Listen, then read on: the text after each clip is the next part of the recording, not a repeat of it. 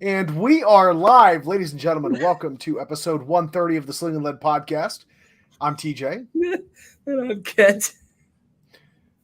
What you missed before the broadcast was I was explaining how I was playing Connect 4 with my soon-to-be 8-year-old daughter, and she legit beat me.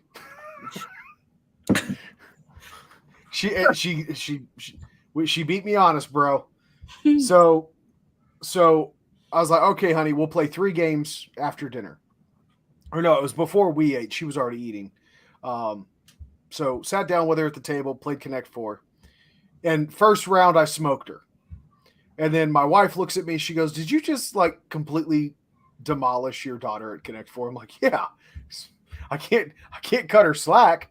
So I slow played it on the second round. And yeah, she smoked me. Like, she just let me have it. Like, damn. And the third round actually got down to like my last checker piece before I beat her again. But yeah, I was like, you little shit. Show no mercy. Yeah, I mean, that was my intent originally. If I wouldn't have listened to my wife, I would have continued being merciless. But listen. Board games with your daughter are like fighting with your son, right? You can't let them beat you. Because once they smell blood, they sense that weakness, and it's game over. You're no longer king of the castle at that point. Once who smells blood? We're live, so. Oh. She's like, once who smells blood? Yeah. Yeah. Yep. So what's new with you, buddy? Oh, man, I'll be honest with you. I'm a little tired. Yeah, I can bet. Well, the last couple weeks for you have been about what they've been for me, so. Bananas, dude. It's been absolute bananas. The evil empire is weary. Execute Order 66 or Order 66, all having been executed and all that. Yeah, that's the problem. They executed Order 66. I thought I was a Jedi, but it turns out they didn't come for me. So I guess I'm a clone. Mm-hmm. I could have swore I was a Jedi. But anyway. Yeah, so I'm just beat, man. I doing the jiu-jitsu thing still, staying with that. I've been to, I don't know, probably an average of 3 classes a week. Good. That's been good. I'm really enjoying no gi. I enjoy no gi more than I enjoy gi. Not that I don't like. All about the naked jiu-jitsu. I get it. I don't know. It seems like, I don't know, the fuck do I know? It seems like there's less gamesmanship and competitive strategy involved. And it seems more just like Mongo Smash. In no-gi or gi? In no gi. Oh, okay. And in gi, it's very like, oh, I just got a point, bro. And I'm like, okay, I don't know. I thought this was to the death. I thought I was just going to choke you, or you're going to choke me. Well, so there's points in no-gi as well, right? The points are no different between what in competition jiu-jitsu, right? Now I will say the point deviation, or I guess the aggregate score in a gi match, has the propensity for being a lot higher than in no gi. Okay. Because what makes the majority of the points in a given match is your ability to establish a dominant position and hold that position for at least a 3-second count, right? So if I get past your guard and I hold a dominant position for 3 seconds, that could be side control, right? Knee on belly, whatever have you. I have to hold that position for 3 seconds. If I'm in the gi, my ability to hold you or to slow down your ability to neutralize my advancement is actually a bit higher, right? Or my ability to hold you. In no-gi, your ability to neutralize the position is better because there's nothing for me to hold on to, right? It's your head, your neck, your arms, legs, whatever have you. But because you're not allowed to grab the clothing, you become much more of a wascally wabbit. Yeah. Right? It's funny you mentioned that because, Mrs. Ginger is actually quite fond of no-gi. She prefers no-gi, believe it or not. I do too, so far. So the other thing that's cool about no-gi is it seems like it attracts more like street people. yeah, so I think that deserves a conversation, because I prefer the gi, right? The whole thing about it entices me, right? Even the weight of the clothes, like the heavier gi, I feel like I get a better sweat. I have to work harder, right?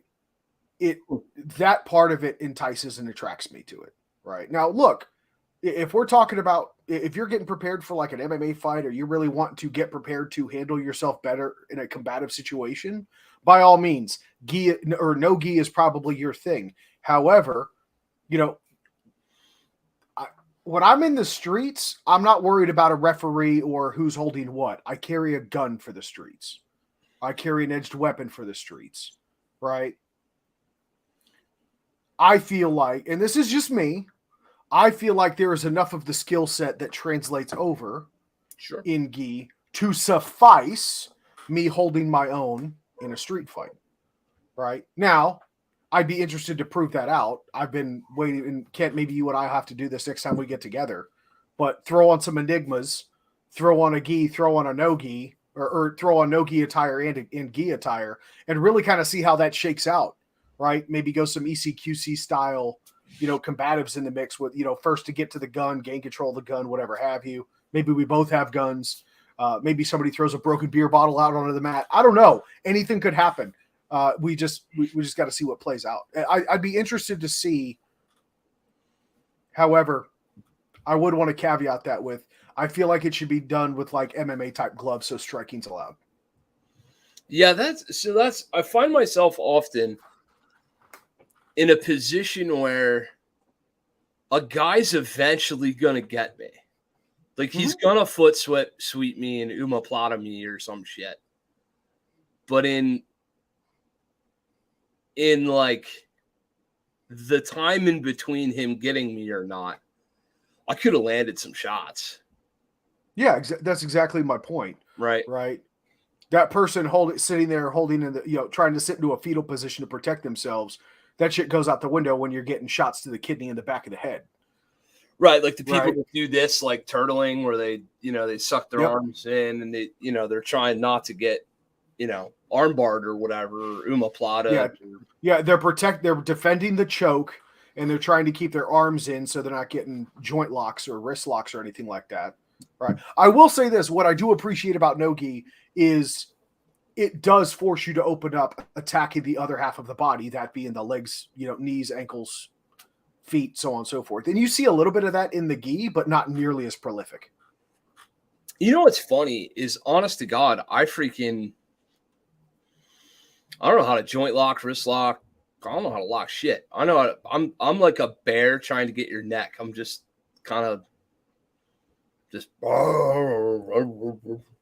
Yeah, cocaine bear. I get it. Yeah. That's pretty much what I got going on. It's useful until it's not. Until old cocaine bear puts a paw out there and some dude goes, ha! I'm like, ow, give me that back.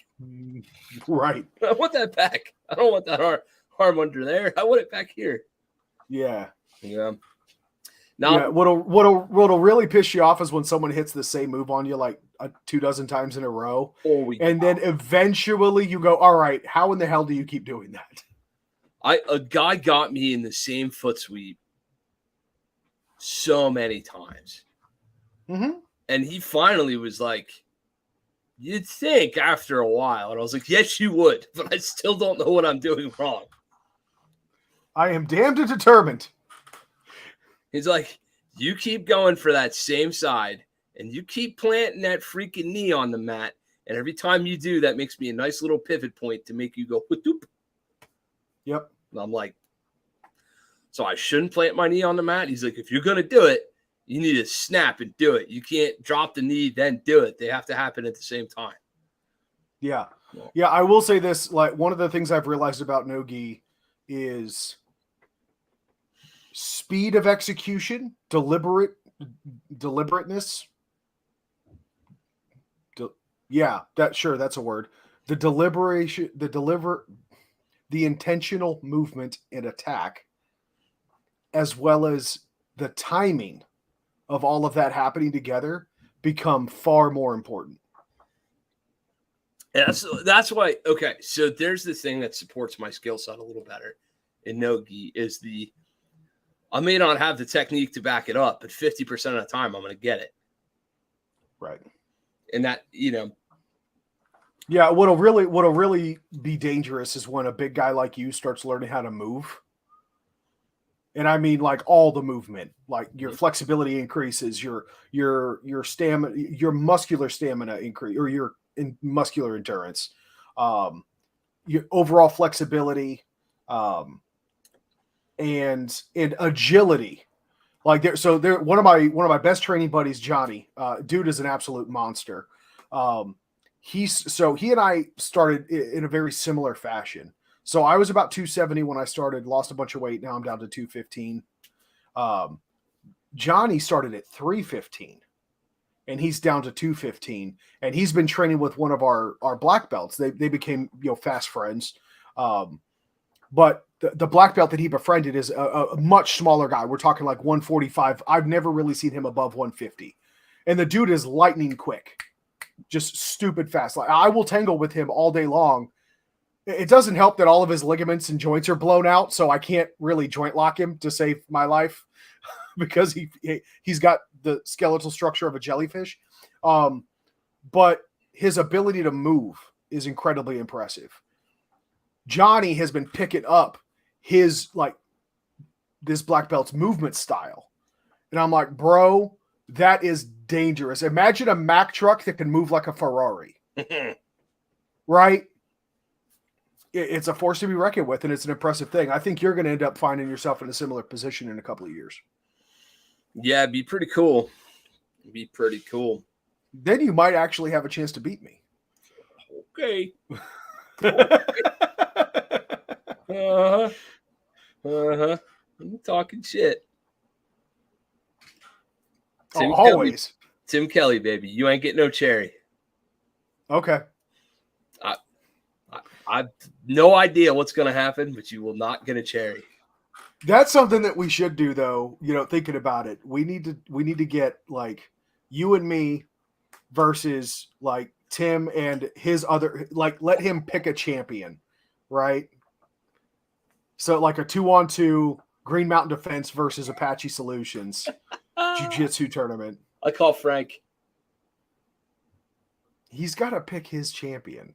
You'll end up with Zach. I'm not going to say the guy's name on air, but I know who he's going to pick, and the dude's a monster human.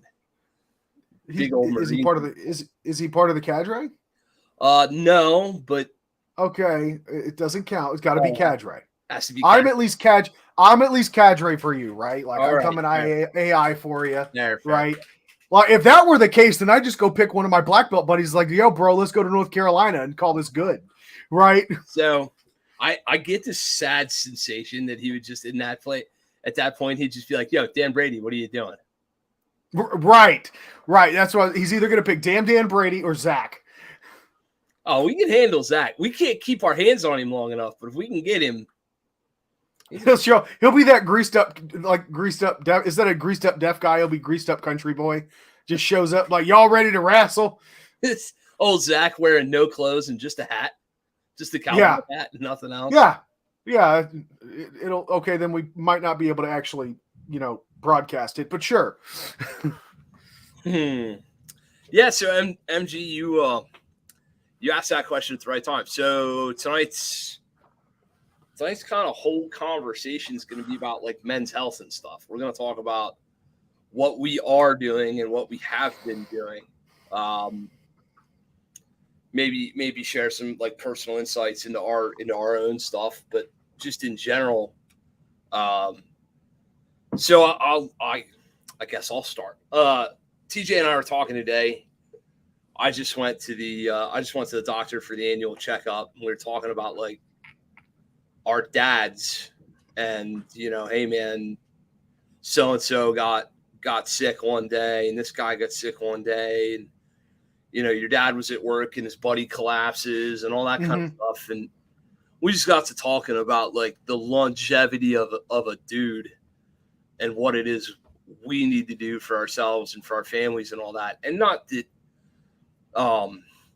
neither of us is perfect, but both of us are actually pretty damn good examples in terms of this. And it honestly, sometimes maybe the best kind of example is somebody who wasn't 100% of the way squared away and then started working on it. Like, and you could say that to a degree about both TJ and I, right? Like TJ found himself in a place that he wasn't entirely thrilled about, and he did something to fix it. And look, I want to be clear about something too for tonight's broadcast, right? Like, let's. I'm comfortable with opening the box, sure. Because this is a topic that's important to me. So as we go through the conversation, I don't want to throw out too many spoilers, but as we go through the conversation, like it'll become apparent to you why it's important to me, right? And similarly, Ken, right? Like you and I, we both kind of ended up on a health journey, taking better care of ourselves, right? Not too distant from one another. Right. Chronologically speaking, like we got into it. You and Soph followed shortly thereafter. But we've been pretty much staying on par with each other's progress. Yeah, you guys are.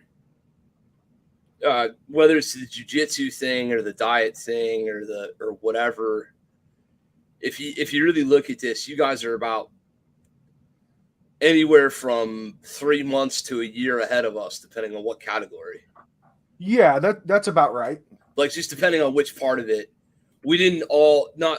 Our families didn't all adopt the same things at the same time, but it's gotten to a point now where we've both, and not like cause I didn't do it because he did it and he didn't, and whatever he did, he didn't do. It just is kind of like where two roads led to the same conclusion. And honestly, we were just kind of talking about it as us, just being like, hey, I'm saying to TJ, like, hey man, I gotta take better care of myself. I'm way too heavy. Whatever. And I was looking at the guy that he was at the time, thinking like, man, if I could just be like that, I'd be fine. Here I am. I'm actually in a better spot than he was when we started this, right? Yep. And he's in a way better spot than I was, whether you're talking weight or physical, whatever your metrics are. And me, fucking, there will be metrics. There always must be a metric, right? That's my only goddamn. It's the only thing I could say. Like, there's always going to be a metric. So, I guess it's just interesting how people come to these things at different places and different times. But I'll go on the side of boldness here, and I'll even say that I think you might have even had the thoughts about being dissatisfied with where you were for your overall health probably before I did, but seeing the challenges, like this has not been an easy road. Like this is years in the making, right? And it can be disheartening to some degree because you think you'll never get there. When you and I first met, we first became buddies, right? Like we were both at probably the worst that either of us have ever been. And then the next time we saw each other in person, you actually saw the results of that hard work and dedication. You're like, okay, it works for him. I bet I need to give this a fair shot. And sure enough, you see it there, right? Yep. It's the same way people don't buy stuff from salespeople. They buy it from, they're more likely to buy things from word of mouth, right? Dude comes to your door to sell a vacuum cleaner. You like, get the fuck off my property. Your neighbor comes over and says, hey, I just got this new vacuum cleaner. It's amazing. There's no dog hair in my house at all. You might actually go start Google searching that vacuum cleaner, right? Same concept with health, right? Yeah, it's interesting because it's one of those things that can slip away on you, and I don't know. I'm going to use a term. Somebody said this to me. A buddy of mine said this to me the other day. He used the term body dysmorphia. He wasn't talking about me, actually. We were both talking about a friend of ours who was I'll set the scene for you. A guy that shoots with us, shoots IDPA and stuff, is a really good IDPA shooter. And the dude is unhealthy huge, ginormous huge. I'm BMI overweight or whatever. This dude is morbidly obese by a lot, right? Yeah.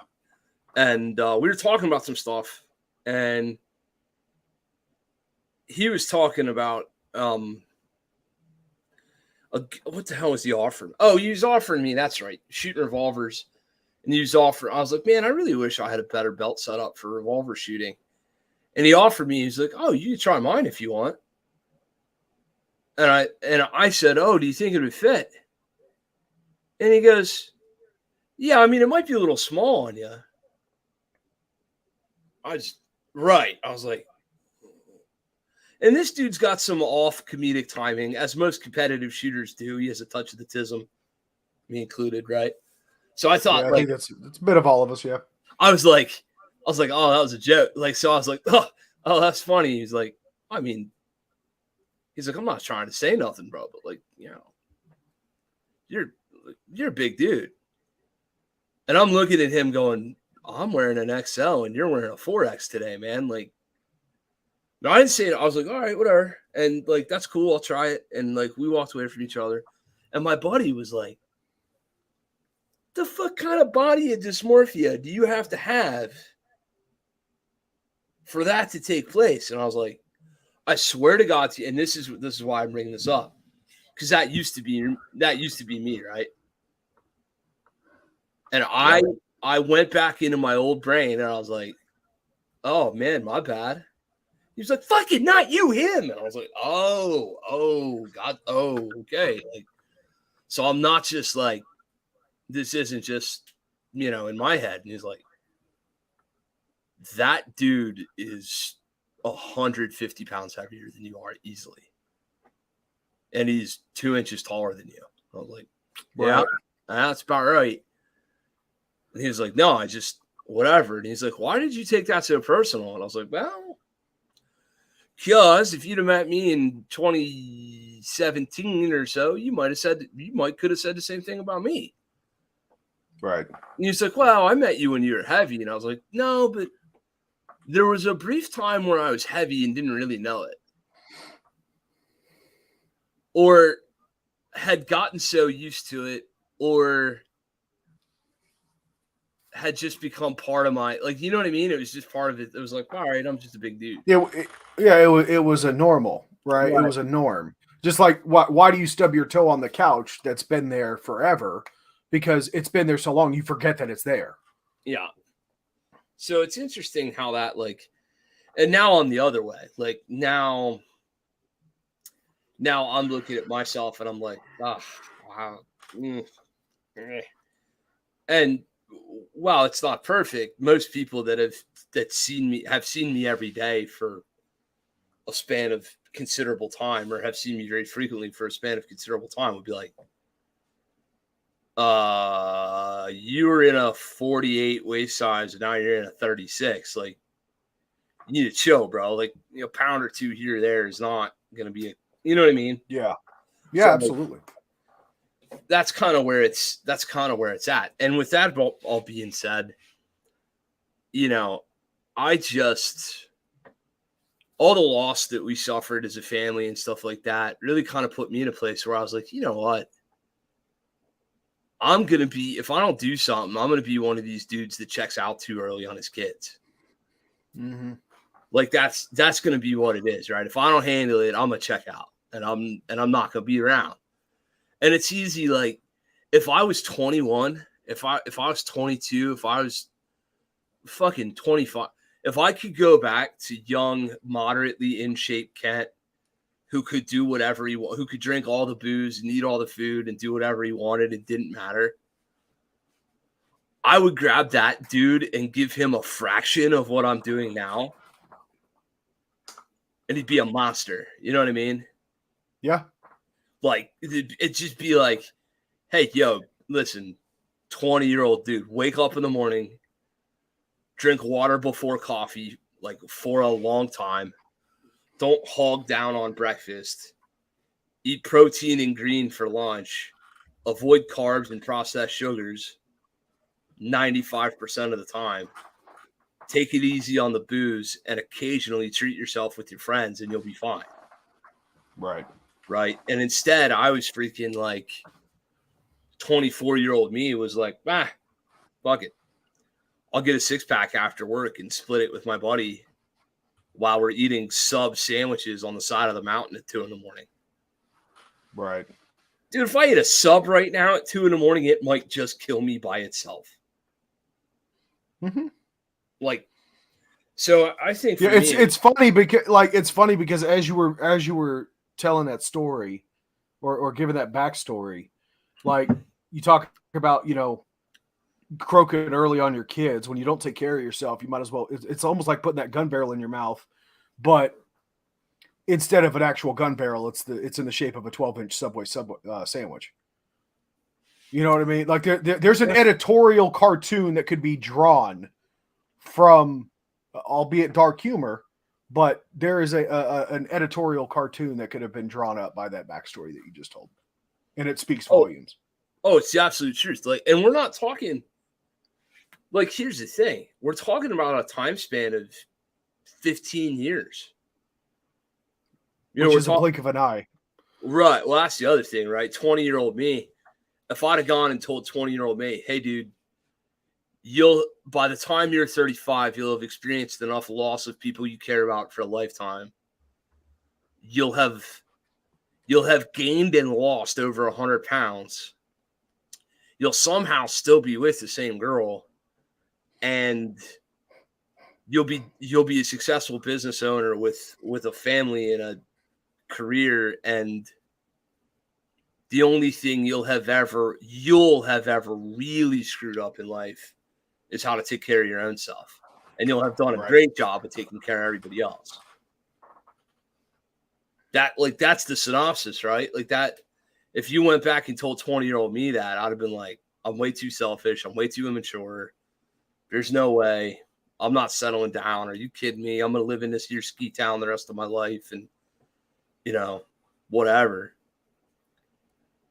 Who knows where that would have led for me, but I know that I would not have believed myself. And yet here we are. So 35-year-old me sitting here going, like, hey man, I'm going to have to go get my testosterone checked because it's about the last thing I haven't looked at to try to help finish off the weight loss program and to try to help finish off the personal health deal. And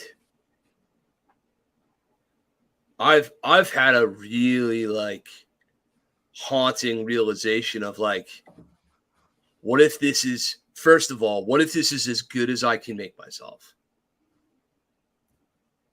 What if this is the peak? And if it is, it's a damn better peak than 375 pounds on a 48-inch waist was. Right. Right. So if this is what I get the rest of my life, I know I can fight. I know I can shoot. I know I can run. I know I can be around for my kid or whatever. But what if this is the peak? Now we all know that's not realistic. That doesn't make factual sense. We all know that a year from now I'll be in a better place than I am today. But your mind always lets that creep in on you. Right. Well, and I think that's actually where true to form definition of body dysmorphia, right? That's where that settles in, right? You're not necessarily looking at your ability to perform. You're looking at the essentially the cosmetic piece of it, right? I've still got this pudge, or I've still got I've still got a big butt, or I'm going bald. Like it's these things. Like, dude, even when I was in high school, You in do have 160, exactly at 160 pounds, I've always been known as having a large butt. Right? Dan Brady noticed first day I met him. You're trying to get in there, bro. Yeah. I mean, I'm flattered, really, but I'm spoken for. I'm happily married. Sorry, Dan.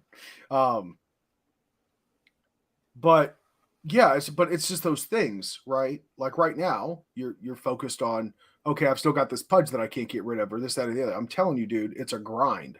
Yep. Right. And that's one of the downsides. Like, you can be a victim of your own success if you get on a good, healthy plan, because you will see such significant results in the first year, 2 or 3, but you will hit a wall.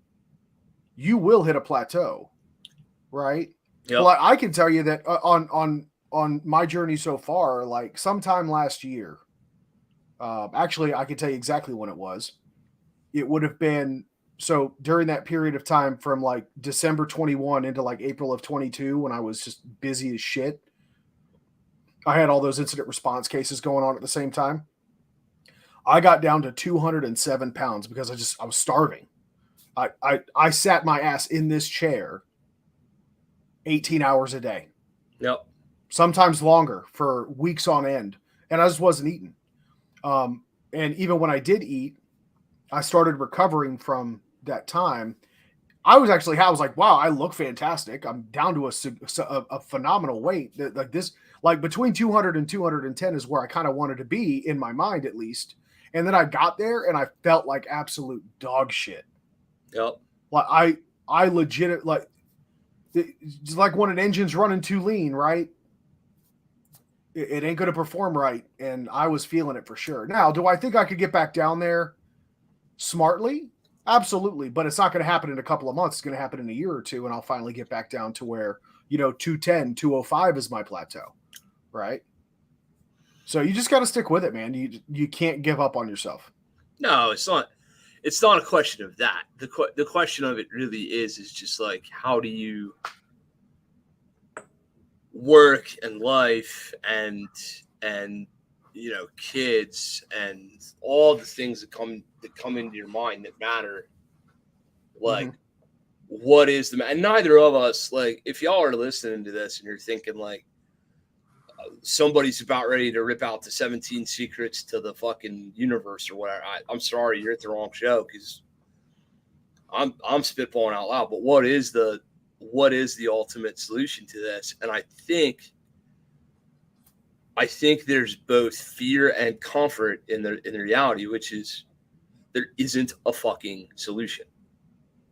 Yeah, I'm gonna wax a bit philosophically here. And to quote one of the great philosophers of our time, Chris Rock, people will kill over a belief.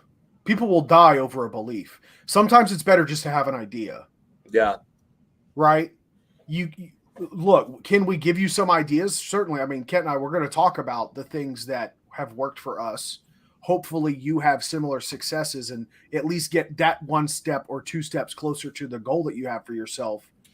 But keep in mind, your mileage may vary. The ideations that we have been working, but at the same time, we're not married to it. If we go to our doctors or whatever have you, and they're like, oh, instead of, low carb, no carb ketosis, keto based diet, maybe you need to go to a more fully balanced diet, but portion control or add more greens or whatever the hell the dietitians and doctors suggest and recommend, then that's going to be the new idea, right? We'll be willing to change and adapt to the situation that we need to reach our particular goals. Yeah, I think it's just, so I think for me, the constant reminder that I need, the metric I need to give myself is a couple of memories. And the one metric that I have that I continuously look back to is in late 2018, I bought that mountain bike. Mm-hmm. I took that thing for my first mountain bike ride. And I swear to God, I thought I was going to die. Mm-hmm. I'm not being silly. I'm not. You guys know me as a joke guy, and I'm telling you fucking right now. I took that thing on one lap. I left my house, and I took it on one lap around the park that's by my house, and brought it back. And I said to myself, I literally like, this is ugly. This is the truth. I remember saying, like, you fat motherfucker, you will not get off this bike. You will not. You will fucking, like, if you have to pedal at -2 miles an hour, that's fine. But your ass will not leave that seat until you're back in this driveway. Just do one lap. And coming up that hill that, like, is in that park that, you know, in the memory, the hill's like this, right? It's like crazy pants. It's like Everest. Yeah. Right. And the truth of it is, I was terrified. I was sweating. My heart doesn't race like it should, but my fucking, like, I was cold sweating. I was getting tingling in my extremities, and I was really scared. And I got up to the top of that hill. I coasted to the stop sign. I pulled into the driveway, and I laid there in my driveway, just fucking, like, dude, your whole body feels like you've been out, like, what it used to feel like being on a mountain all day in crazy temperatures and all. Like, it feels like you just did a whole physical day's work and you just went for a 20-minute lap on your bike. I get up now and do that same fucking lap like 8 times before work, and could genuinely not shower before work, and it wouldn't be the stink fest of the, like, I'm not saying it's a great idea, but I'm saying, like, if I ran out of time and had to throw some more clothes on, like, I could do a Mexican shower and be okay. Right. Like, it's a total different feeling. It's not even close. And the things that I was letting myself just, like, oh, I guess this is normal. It's like, no, dude, if you're fucking 31 years old, 32 years old, and your feet hurt so bad after teaching a gun class that you need to, like, football player ice them and then fucking, like, you know, salt bath them and then ice them and then salt, like, after a 2-day gun class, after TD1, you're sitting on the tub in your house with your feet, like, just destroying you, and you're sitting there going, like, I don't even know if I can get up tomorrow and go teach at all. Like, to now where I'm like, I feel unstoppable. Metrically speaking, my cardio output, my ability to lift, my pick a category, it's fucking through the roof better. The weight number isn't well, 100 pounds is through the roof better, but the weight I'm at is still not, like, perfect for a guy my height by any means. But it's just such a different place. And what I would tell you is, if this was the top, if this was where I stopped and got off, and I just maintained this, dude, I think I bought my kid I bet I bought my kid a decade. Right. I bet I bought that dude a decade with his dad. Easy. Yeah. Easy. You know, I've got a similar memory. So everything kind of coalesced to the point that I ultimately ended up starting jiu-jitsu. And I remember first class, I went in, I had my gi. Just to put things into perspective, I wore an A2H, so an A2 size gi husky for the top, and I had to get an A3, A4 pants to fit because the A2 matching pants didn't fit at all. I couldn't get them past my hips and my thighs. It's that big old ass, man. What can I tell you? But so I've got my hodgepodge together gi, and you probably understand this stretch now, but there's a stretch that you often see jiu-jitsu players and competitors do where they'll lay on their back and it's a legit flex, stretch, mobility exercise, but you just put your legs over your head, right? You pretty much bringing your knees to your ears and trying to flex backward or flex over, right? I got my feet straight up in the air, not even past that 90-degree mark, and I legit almost choked myself out. I had lost that much flexibility, that much mobility, and that much cardiovascular health and stamina that my own fat and gut collapsed my lungs. It's my face turned blood red. Like, it was bad. I was like, oh my God, like, I'm really in a sad state here. Yeah. And eventually I got myself down back into, my goal was to get into the pants that came with the gi that I bought. Dude, I'll tell you right now, I can't do that stretch, but for a different reason. My damn legs are, my Riddle Corky legs just want, like, that shit ain't happening. Right. Well, yeah, but I mean, now, hell, I was doing a drill with one of my coaches. We're getting ready for the tournament at the end of this month. And he wanted to work triangle defenses, right? That's what he was working on. So I put him in a triangle, and he grabbed hold of me. Now, all things considered, I should have let go, but I like to be an asshole sometimes. And like, he stacked me up, and my foot touched my forehead with him leaning on me, and I was fine. I'm like, yep, I'm doing all right, Tater. Like, just like so this is progress. Just so you folks know, you can buy brown jiu-jitsu gis, and I'm thinking of buying one because the amount of farts that come out when somebody does some shit to that, you're like, no. Yeah. It's real funny when they get a knee on belly and you do that. Like, oh, sorry. Dude, they're going to have to start calling this shit jiu-jitsu poo. Right. So. You've been waiting to get that joke in, haven't you? You've had that one loaded in the chamber for weeks, haven't you? I'm telling you, dude. These people just freaking fold you off like a pretzel, and you're like, if you let go, I'm just telling you right now, if you let go, I'm a fart. If you push it harder, or if you let go. Yeah, he wore the brown pants.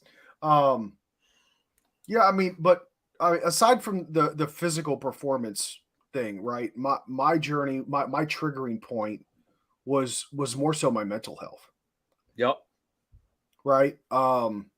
So transitioning out of the military, out of defense contracting into civilian life, I was in a bad spot, dude. Like, I swear to God, my wife should be canonized as a saint for all the shit that she put up with me. Yeah. We about it all the time. Yeah. I was going to a therapist, right? Trying to talk to somebody about it.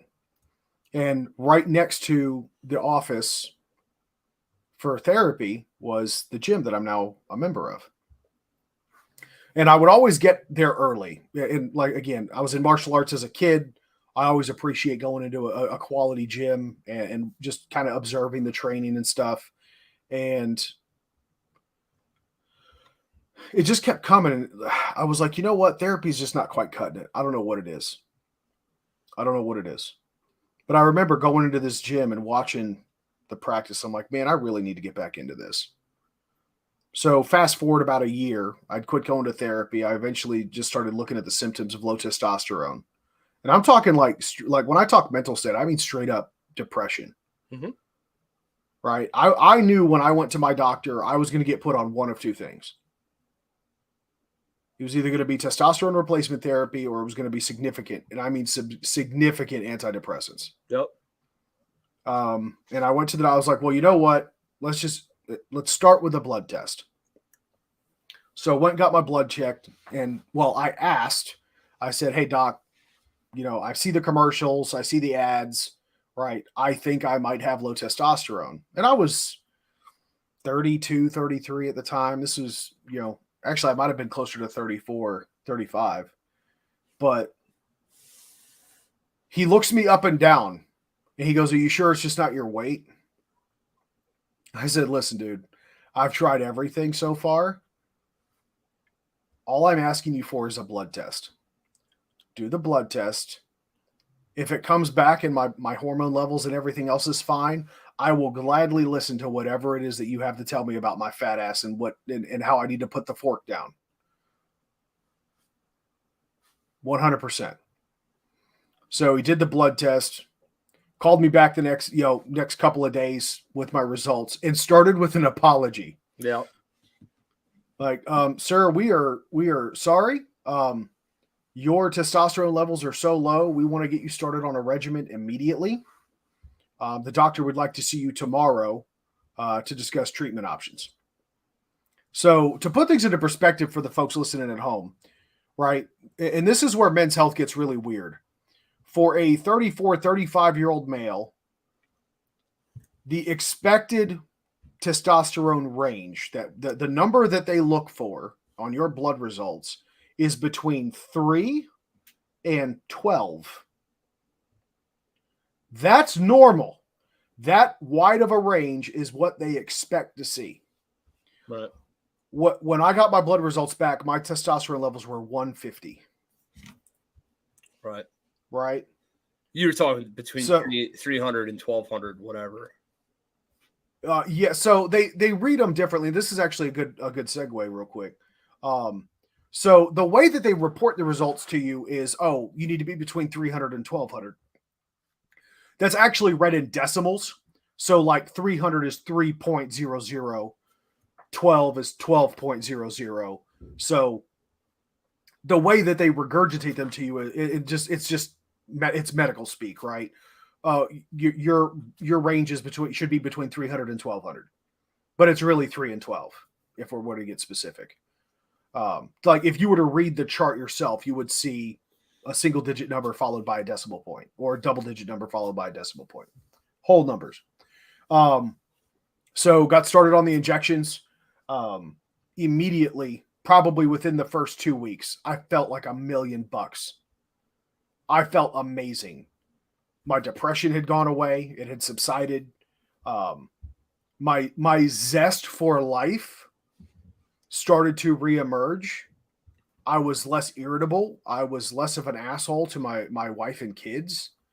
And it was at that point, with that zest for life returning, I mean, kind of like where you were at, Kent, like you realized that you wanted to get healthier to give your family that much more time. I had to get my shit together to realize that, to get to that point, right? Yep. To realize like, I've got to start taking better fucking care of myself. This isn't just you're getting older and this, that, and the other. No, I'm sorry, but that's bullshit. And I'll prove it to you. My first 6 months in jiu-jitsu, there was a guy that came to the gym. I have not seen this guy return. He was there for one night and one night only, but we ended up rolling. The dude was an absolute monster, like jacked to the nines, like looked like a fucking bodybuilder, right? And I came out, like we were walking out of the gym, and he and I ended up rolling, and he smashed the absolute shit out of me. He was just overwhelmingly stronger than me, and which is weird because even despite my unhealthy habits, I've always been a really strong guy. Like it just kind of runs in my family. We're all we don't look big, but we're naturally very strong individuals. Good bone density, right? My mom thinks it's the Russian and Hungarian side of the family. I don't know, but whatever. It's that farm boy shit. Yeah, it kind of is what yeah, that's probably the better way to describe it, right? Because, I mean, there's a few farm, but we've actually got a couple of Amish guys, or former Amish or pseudo Amish, whatever you want to call them. But they come in and they train with us. And one of these guys, he's way smaller than I am, but that dude's as strong, if not stronger than me. He don't look it, though. It's that farm boy strength, comes to jiu-jitsu and then builds a barn next week. Right. Or he's used to raising barns, so picking your ass up ain't nothing, right? Mm-hmm. So we get done with that session, and I'm just smoked. I felt like hammered dog shit, and I'm walking. I'm like, damn, I'm getting old. He goes, how old are you? I'm like, I'm 35. He goes, dude, I'm 45. What's your fucking excuse? And he walked away. And I was like, huh. I'll be damned, right? What is my fucking excuse? Right? No, I don't think he was trying to be mean with it. Honestly, it was that that cold, hard reality that I just kind of needed at that point in my life, where the stars started to align for me. I'm like, you know what? I really do need to start taking better care of myself. I got my hormones and shit straight, got my mental state an emotional state in a better position, started being active again. And I was like, you know what? It's time to quit eating like shit and actually start taking care of my body. Right? Going to see my doctor on a regular basis. Keeping up with my blood work. Right? I got news for you guys. They're detecting prostate cancer in men earlier and earlier. Nope. Like straight up, 37 years old. I got the first finger check, got my first prostate exam. And I asked the doctor, I'm like, what? Like, he goes, listen, dude, he goes, there's one thing that you're on testosterone, because look, here's the downside with testosterone therapy. You are at a higher risk for stroke, heart attack, and prostate cancer, as well as general cancers, because it thickens the blood. Right. So they got to be more in tune with what they're testing you for. But he said, listen, usually even with testosterone, he goes, this part, we typically do wait until you're in your 39, 40, 41 range to start doing this type of testing. But the reality is, and this is coming from my doctor, he goes, I've diagnosed 2 people that are your age with prostate cancer in the last 6 months. Mm. He goes, now, luckily we caught it early, right? Those guys should be fine. But the reality is, this is a real dangerous thing for men, right? I would equate it to breast cancer in women. Probably not as prolific, of course, but like as far as the dangers that affect the genders specifically, prostate cancer is to men what breast cancer is to women. All right. So these are the things that we've all got to be cognizant of, right? So, dude, swallow your fucking pride, get your ass to a damn doctor, and get your shit in order. Right? Start with your blood work, and maybe low testosterone isn't even a thing for you. Maybe it's not even something you're considering. I would encourage you to check the symptoms, right? The moodiness, hair loss, the baldness runs in my family, guys. So that wasn't necessarily a precipitating event for us, but hair loss, moodiness, depression, anxiety, loss of interest in sex. And let me be clear, this isn't impotence. This isn't, the rocket don't launch when it needs to. It's legit a lack of interest. It is absolute apathy in sexual interest, right? We see an attractive person, right?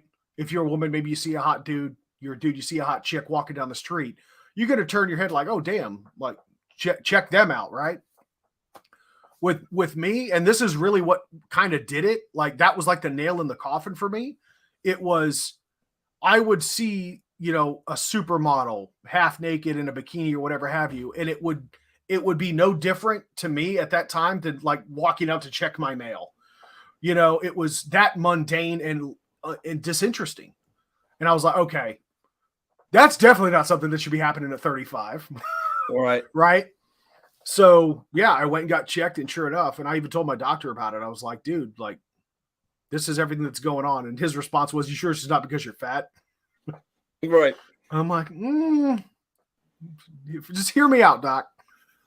But like, these are the things, guys, pay attention to your body. So I think if nothing else, right, we talked about ideations. We talked about, this isn't the podcast that's going to give you all the magical cures and and beliefs that you need to go follow that work for you, but I can give you an idea. First one is listen to your damn body, right?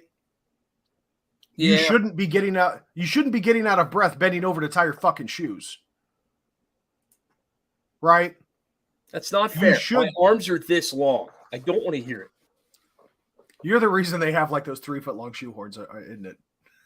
Not because of a lack of flexibility, mobility, or overall athletic ability. It's just because you've got corgi arms. Yeah, exactly. No, but that's why your draw stroke's so damn fast. Absolutely, because I have a short torso and short little arms. I just like pata. It helps if you make that sound too. It takes 2 seconds off the timer if you say "hota" while you're doing it. Yup.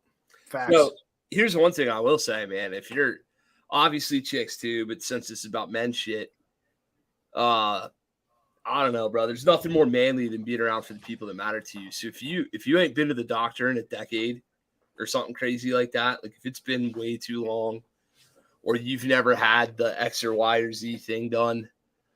Oh, I've never had the prostate check, or I've never been screened for cholesterol, or I've never.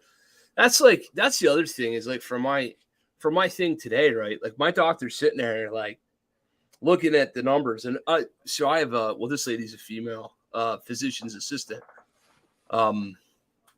So I keep saying guys, but this lady who I saw today, believe it or not, they let ladies be doctors and shit. Did you know that? Yeah, they let them vote out of the house too. It's amazing. Oh, some bitch. What a wonderful world we live in 2023. My point is, today I broached the topic with her about testosterone, but while she's looking, she's looking at my cholesterol, she's looking at my my blood sugar, she's looking at my blood pressure. She's listening to my heart. She's doing it, like she's checking all my numbers and all my stuff out, and she's like looking at her data and looking at me and looking at her data and looking at me, and I'm like, "Don't match, does it?" She goes, "No." I'm like, "Well, you can just say it. It's like I'm a bigger dude than the numbers show, huh?" She's like, "All I could say is you must be putting on muscle in the place of the fat that you're losing." And I'm like, "Wow, I mean that's cool, but like." I still don't look like I should have perfect blood pressure. I don't. Right. Like, I just don't. Like, I don't look like I should have perfect blood pressure. I know shit do, right? But here's the thing. I'm getting checked. So if that shit kind of goes off the rails a little bit, it won't go off the rails for years and become a fucking heart stopper. Right. Rum test, literally. In this case, it'll go off the rails and be like, "Ah, shit, bro, 6 months ago, this was normal, but now we're starting to see a little bit of a change." As opposed to, when's the last time you had this checked? And you're like, "I don't know, high school football." And you're like, "What the fuck you say?" Like, yeah, I think that's of all the stuff that we've talked about, right? I think that part hits home the most, right? It is, or at least the most universally applicable to our audience members, right? And Kent kind of mentioned it, and I was telling him this story earlier. My dad had a buddy at work that was about his age, collapsed on the job site, right? Could have been heat exhaustion, could have been a number of things. Died that night. Now, when they ended up doing, the exam, figured out exactly what had happened to cause this gentleman to die, it was a myriad of things. He had undiagnosed diabetes. I believe cancer was involved, or heart disease. It was some other, significant, disastrous health condition. And they were like, well, as they were talking to his widow, she was like, he hasn't been to the doctor in 20 years. Right. Oh. So he had all the shit wrong with him and he had no idea. He was feeling fine. I mean, presumably he was feeling fine. He kept working, right? Feeling fine until he fell over dead, right? So it's like Kent was saying, right? And this is something I do with my doctor. Now I walked into your urologist office because I'm like, hey, I'm here to see about testosterone. What better place to go than a place that specializes in male reproductive organs and hormones and shit? So I've kind of established them as a pseudo primary care physician. But I go in, whenever I go in for blood work, I'm like, guys, full panels, right? Let's not just check testosterone. I've been on this for years, right? Thickening of the blood, prostate function, because they still do the manual or invasive prostate exam, but they can check for prostate function with blood test levels, right? Yep. Your cholesterol, all that other stuff, your platelet count, white blood cell count, all that shit, right? If you're not going to see the doctor at least once a year and you're in your 30s, you're doing something wrong. And I'm not saying late 30s, 29, 30 years old. If you haven't established, you're a damn adult now. If you haven't established a relationship with a doctor, you're doing something wrong. Because even if you're listening to your body and you don't hear anything, your body could still be telling you something that's imperceptible to you, right? Imperceptible. Get the fucking the problem with imperceptible is just that people put up with so much. That's fair. Like, it's not that it's imperceptible. I'm going to tell you right now, because I'll tell you on me, right? It wasn't imperceptible that like I was feeling wore out and my feet hurt. And it wasn't imperceptible that, like, well, I'm getting a little tired doing my job when I usually didn't. And it's not imperceptible. It's just, first of all, like the men's part of this, the men's health or whatever part of this that I do want to make sure and I don't know what highlight, I guess is what I'll say, is like, look, everybody's a tough guy, right? I get it. You're a tough guy. Congratulations. You're a tough guy. I will tell you right now, when I was the worst man I've ever been, when I was 370 some odd goddamn pounds, fat as fuck, out of shape, you ain't going to outwork me. That part of me is up here. That's the part of me that's like, I won't shut down. I won't shut up. I will not stop. I will, like, if you tell me it's my job to do X and Y and Z, it will happen, right? And one of the things that I did get kind of built into me at a young age, and also like some of the work I did early on in my life, was just fuck your feelings. Get up and do it again. Right. Like fuck. Well, and it honestly can't, in my opinion, that right there, that sentiment, that is toxic masculinity. Sure, that's my point. But like, yeah, not the mansplaining, not all this other social justice warrior bullshit that modern pop culture has turned it into. The fact that we have gotten so used to eating shit on a daily basis that we don't take the time to care for ourselves. Yep. Throw some duct tape on it, rub some dirt, and you're good. Right? That is what's going to fucking kill you. Right, because you're not. Like, and I got to a point, I promise you, if I wanted to, I might be dead already. If I'd have let that go another couple of years, you fucking kidding me? And now, like, so I'm a guy who's in demonstrably better shape than I was now. And the thing is I still have that guy in me. I still have the, like, oh, okay, like, today's the day, huh? Like, I won't shut this down. Like if today's the day, I can't shut it down. If today's the day that, like, I have to make myself do something, I can do it. But now I've also seen, like, kind of what that results in, and I have enough maturity to pick and choose that shit. And now I'm like, all right, well, when it matters, I'll push hard. But you don't have to suffer through every little thing. Like I did something the other week I'd never, like, I was in jiu-jitsu and I got rolled on real weird. My ankle joints got bent back, all fucked up. I was all kinds of in pain. But by it was one of those deals where it happened on a Saturday morning, and by Monday, I woke up and I was like, you know what? I can stuff this thing in a work boot and go to work. I can fucking rub some. I'll be all right. And then I was like, you know what? Why? Why not go see an orthopedic doctor? Why not get the x-ray just in case? And you know what I found out? I found out, hey, man, you stretched the tendon pretty hard. But you know what else I found out?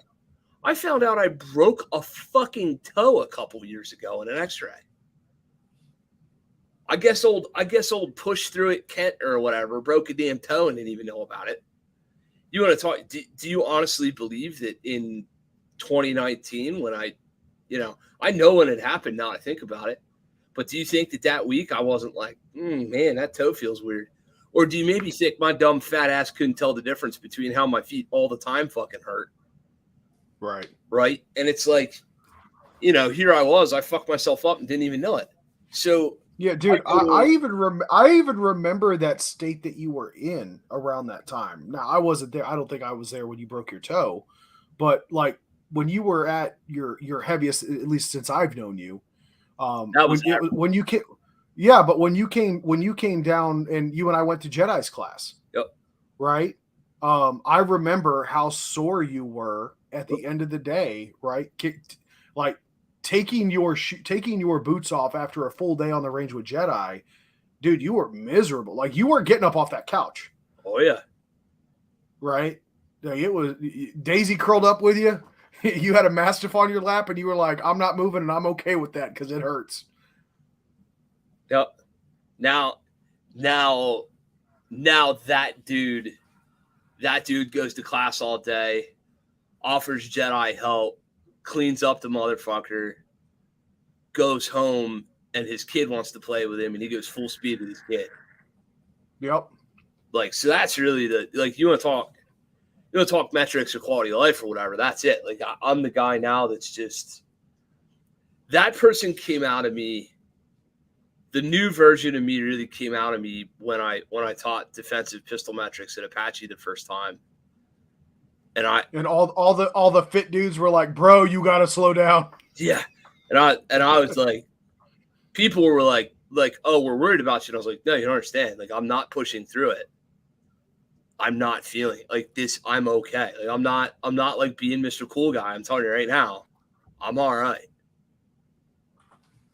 And like, yeah, there's lessons to be learned in that, but seeing peers of mine, like seeing really in shape dudes being like, "I'm fucking whooped today," and me sitting there being like, "I'm still teaching, like I'm still talking, I'm still helping, I'm still showing." Like, it's fucking 8:30, 9 o'clock at night. I'm still going a million miles an hour, right? And that shit carried through, and I went to sleep, and I did it again the next morning. I did it again the next day, and I'm not gonna lie to you and tell you that like the day, like the Monday after teaching, when I was like sitting there, I wasn't like, whew. But it's mental. It's not. It wasn't like I can't get up. It was all over exhaustion. Yeah. It wasn't like, or I should say it was earned exhaustion. Earned is a way, right? It was, yeah. Walking from one end of a range as a student, shooting some drills, standing up, drinking some water, and doing some light exercise should not smoke you. Right. I will do jujitsu tomorrow morning first. Then I will play with my kid all day. Then I will go set up for an IDPA match. Then I will teach a fucking private lesson. Then I will go shoot the whole IDPA match. Then I'll tear that motherfucker down. Then I'll teach another private lesson. Then I'll come home and do some schoolwork. And Daddy will be all about, like, "What do you want to do, bro? You want to do something? I'm good." Like, that's a huge weight off of me. Because I remember, not to get too sob story-ish or whatever, I remember being a kid old enough to conceive of what was up. And I remember being that sad kid who was like, "Come on, Daddy, let's go do something." And I remember Dad being like, "Give me a minute, bud." And "Give me a minute, bud" was like, old boy needed a nap is what he was actually saying. Right. And as I think back to that time frame, I think, like, I wonder how much duct tape and dirt rub it took the old man to get off the couch all the times that he did do. Right. I wonder how much better we could have had it if he'd have just fucking took care of himself. And, unfortunately, my son, because men couldn't take care of themselves, my son won't know in person either of his grandfathers. That's really fucking, dude, fuck a time machine to talk to 25-year-old Kent. I'd love a time machine to talk to 40-year-old Tom. I'd love to go back and have that conversation. I'd cut off my leg cam style and hop around. I'd get to have that one. I'd be like, "Fuck me, you fucking take care of yourself." You know. And I got to tell you, is like, barring any unforeseen terribleness for either of us, our boys won't ever be saying that to their kids. Our boys will never be on a fucking podcast being like, "Well, man, that old ginger son bitch, he would never get." You're over there going, "Hey, boy, Daddy's up. Let's go. What are you doing?" And he's like, "Oh shit, this fucking guy." Like, that's the best thing you can give them kids. Like, oh yeah. Like, I'm the last person to go to bed in my house, and I'm the first person to wake every morning. That's it, right? And yep, you know what? When it's time to go get, I'm gonna tell you right now. Tomorrow is my son's birthday. He'll be 14. At 5:30 in the morning, I'm gonna kick his fucking door in and wake his ass up. Why? Because I can. Right. So tell boy, if you were an Indian, you'd be leading a hunting party by now.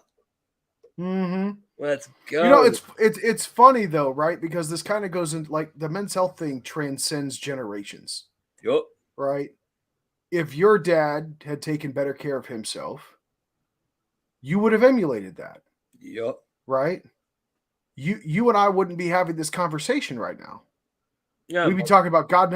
We'd be talking about God knows what else, right? Yup. And the same thing with me. You know.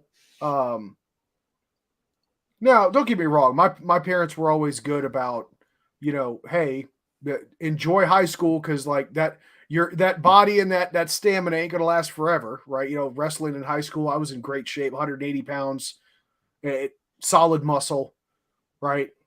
I was cock strong and whip smart. At least I thought so. And then fatherhood hit me, and I was like, shit. You sure you weren't whip strong and cock smart? Yeah, whatever. One part of me was smarter than the rest of me, so I'll let you guys decide what that was. But yeah, like at the same time, though, we didn't have that conversation.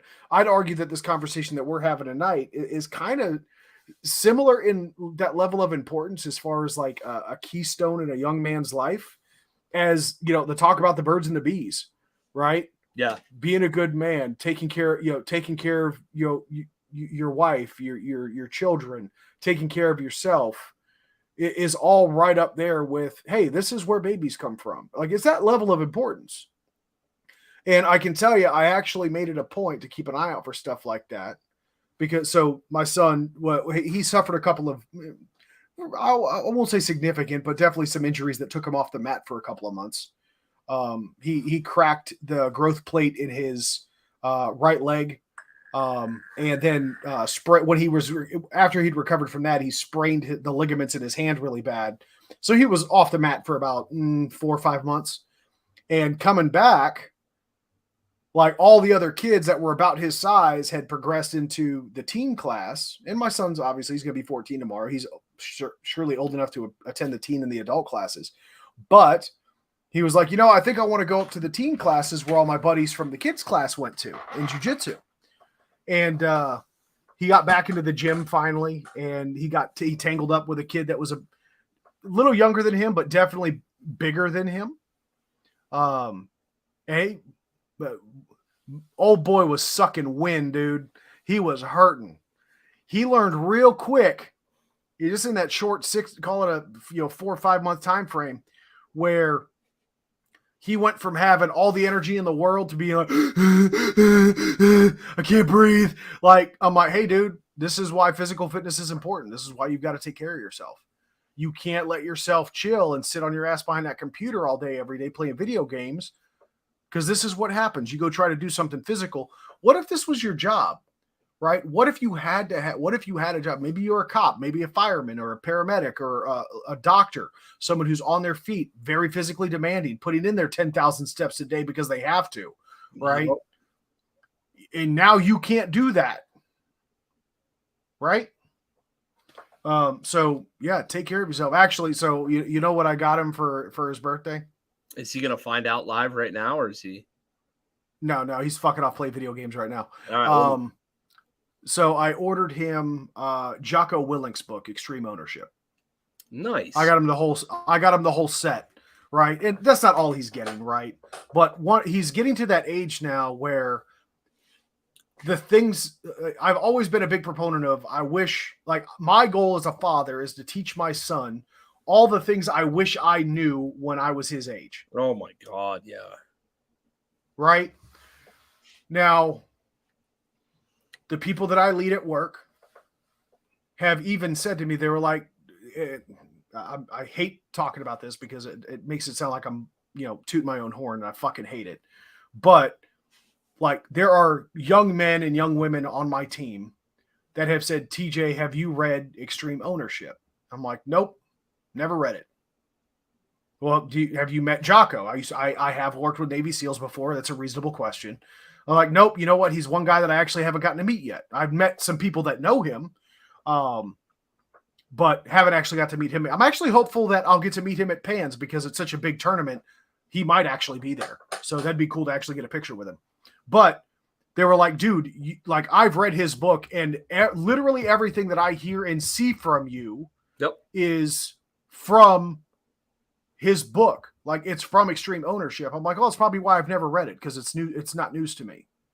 Right? These are the people that I grew up with in my professional adult life. These are the types of people that I surrounded myself with. Yep. So it's natural that those things get picked up. I can't go throw my son into a SEAL team on a deployment to Afghanistan for 2 years. Right? So at 14, what better way than to, because I like to get him books. He likes to read. Like, I got him Rich Dad, Poor Dad for teens. Like, if I read it or if I'm familiar with it, I want him to be exposed to it. So I got him, like, there's a whole 3-book set. It's got, like, I think it's Extreme Ownership, the Extreme Ownership Workbook, and there's another one. I think it's the Dichotomy of Leadership is the 3rd book. So I got him that whole bundle, and when he gets here, that's one of the things I'm going to give him for his birthday. And he's going to read it, and we're going to talk about the things that he learns, because that's the best way that I can hold him accountable to do what I actually ask him to do from a reading perspective. Right? Hey, bud. Would you read a chapter before you play video games? I want to see you read 1 chapter, and then we're going to talk about it before you get to play video games. Right? And we'll sit down and we'll have a no shit conversation about it. Yeah. If I'm willing to do that, why in the hell would I not explain to my son the value and importance of taking care of himself from a health perspective? Nope. So I'm really just kind of leaning on it. By the time it matters for me, Joe Rogan will have bartered the deal with the aliens, and they'll just fix us all. You're still on that fucking alien kid, bro. They're here. They're already here. They're already here. If you walk into a room wearing sunglasses, carrying a shotgun, and you're talking about bubblegum and ass kicking.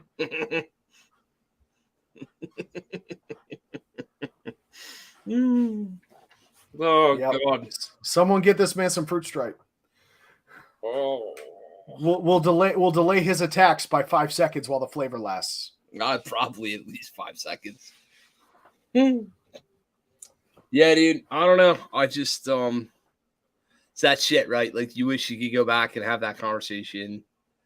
I'm guilty of, like, all right, so I'll make fun of myself for a minute. I might be a little guilty, if anything. Like, James is 3.5. And I'm up there like, all right, son, let's have a conversation like men. He's like, Daddy, the spiders are real. And I'm like, no, they're not. There's no spiders. Like, I don't know what, like, fucking stop it, bro. And then I'm sitting there, I'm like, fuck, maybe there's a spider. He's like, Daddy, the spiders are real. And I'm like, dude, I swear to God, if I turn around and there's no spider, God damn it. Like, you know. So, if anything, I'm that old softy that's having those conversations too early, I guess. But better that than not. No, actually, I'll tell you what. That is one thing that I picked up from my dad that I carried over with my son. So my youngest brother, Chad, who passed away last year, he was 3 or 4 years old. It's my stepbrother, right? He was 3 or 4 years old, and I was a teenager. I'm the eldest of the 4 boys, and I noticed that our dad wouldn't talk to him like a 3 or 4 year old. Right. It was never like, okay, little buddy, let's go. Here comes the choo-choo train. No, he would talk to him like a grown-ass man. Right. Right. Now, he wasn't necessarily stern, like, come on, motherfucker, eat this cereal, right? It was, all right, son, I need you to eat your breakfast. Yep. He would speak full, complete sentences and words to him. Yep. And I was like, well, I actually asked him, I was like, why do you talk to, like, he doesn't understand you. Like, he's 3 or 4, like, what's he going to get out of that? He's like, because if you look at the kids who are talked to like babies their whole life, they grow up expecting to be treated like babies all the damn time. Yeah. They're developed, like, you have to, even though it seems, now look, this isn't an excuse to not be playful with your kids and to have fun and be goofy and stupid sometimes. But there's nothing wrong with sitting down sitting down and talking to your kid like they're your equal. Yep. It instills, and I'll tell you right now, dude, you've done a great job with little man, because like he's an articulate little shit. I'll tell you that much. Like he might be talking about like, oh, daddy, there's spiders up there, but he's talking to you like I would talk, like, hey, dude, there's a spider on the wall. Yeah. Like it's like, no, asshole, there's a spider on the wall. Like that's why he gets me. That's how he gets. Yeah. I swear to God, because it's so. He's like, fucking, hey, like, right, like, you see that shit? And I'm like, I don't see it, bro. He's like, no, it's real to me. So, like, it's almost like your friend from college who's not quite screwed up on the mushrooms yet, but he's getting there. right. You He can, see the still, spiders there? he can still have coherent conversations, but the thought process isn't coherent. Right. It's just like, to me, clearly there's something going on here that you can't see. Yeah. Speaking of, I'll tell you this off air. I will tell you something off air. Because we got to wrap it up. But one day I'll tell that story on the podcast, but we'll wrap it up. But Maybe yeah, more appropriate. Let's see. Yeah. So I'll say, what do we got in closing there, Kent? Well, one of the things you could do, if you want to talk about men's health, is try to lose a lot of weight in a hurry. And there's no better way than to do that than to lose a whole leg. Cam. So, like, Cam lost like 35 pounds at once because he just chopped that damn leg off. And now he's hippity hopping around and he still needs your help. So buy him a t-shirt so he can afford Marlboro Reds, 22 punch ammo, and wheelchairs and shit. I don't know if he smokes Marlboro Reds, but it sounded good. He's not a smoker. He doesn't smoke. No. Interestingly enough, I will say this though. Interestingly enough, Cam's actually, like, you would think Cam is one of those guys. Like, you have all, if you have watched this podcast for any length of time, you know who Cam is. He strikes you as the kind of guy that's like, I'm going to down a fifth of rum and smoke 2 packs of cigarettes and run 10 miles, throw up a lung, and then come back because I'm a monster truck and nothing can stop me. Dude, he's always been very, like, now he does like his rum. Naked Turtle and Dr. Pepper is his thing. But like, dude has always been like a fitness junkie. Yep. Right? Getting up until the accident in jiu-jitsu, always lifting weights, ruck marching, getting ready for sniper school, going through sniper school. Like, dude has always taken pretty damn good care of himself. Absolutely. Right. But yeah, all seriousness, guys. He's still on the recovery. I actually chatted with him this week. He's still in a lot of pain. Yep. Still recovering, but still in very good spirits. Actually posted a video on Instagram. If you're not following him, Hayes C494. But we've got his GoFundMe up as well as his t-shirt link. Again, all proceeds of those t-shirt sales will go to Cam. Hands down, I actually just sent him a payout from it this past week. Yep. And even if you don't want to buy a shirt, you just want to give anyway, the GoFundMe is still up and functional. Please go donate. I've talked about this on one of the last episodes. You know, there's a lot of charities out there that make you kind of raise an eyebrow, but this is a good friend of ours who we care for and love dearly. Really kind of fucked up that such a terrible thing would happen to such an awesome fucking guy. But at the same time, I'm kind of glad it did, because a lesser man wouldn't have been able to survive it. No, man. And serve as an inspiration to the rest of us, right? So count your stars, count your blessings, eat your vitamins and shit, and hope that one day you can be as inspirational as Cam is to us. Yeah, man. I just can't wait to see what he does with the next leg of his journey. Oh, Jesus fuck.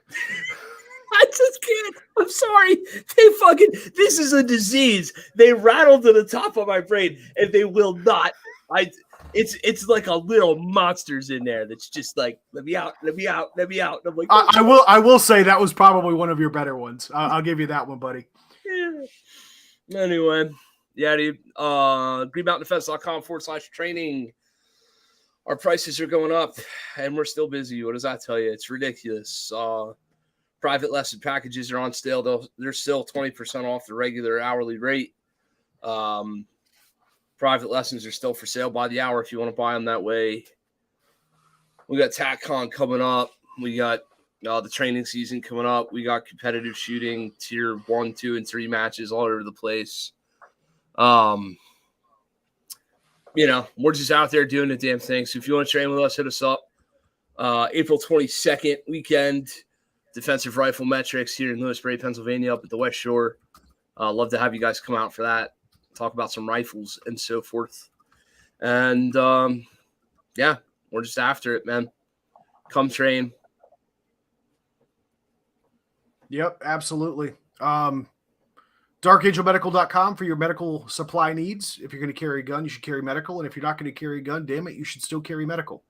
Code BB15, that's Bravo 15, will get you 15% off at checkout. But do check on DarkAngelMedical.com's website regularly. They do frequently have seasonal and holiday-based sales that often beat that 15% off. So no excuse, guys. Medical equipment, the life you save might be your own or someone you care about. So get out there and do the right thing. Events coming up for me. I'm getting ready for the Pan American Championship at the end of this month, March 21st through the 26th. I should be fighting that weekend. It is the largest jiu-jitsu tournament in North America. So here we go. Should be tons of fun. Going to have a good time. Taking a good team down there with me. Going to be eventful nonetheless. But that's all the time we have for this week. Thank you all. If you have any questions, of course, you can hit us up on Gmail, slingleadpodcast@gmail.com. Hit us up on our Facebook group or shoot me and Kent a message on social media. I am the Lead Sling and Ginger, and Kent is Green Mountain Defense. Until we see each other again, God bless you all. Take care of each other. Get out and shoot. Bye, everybody.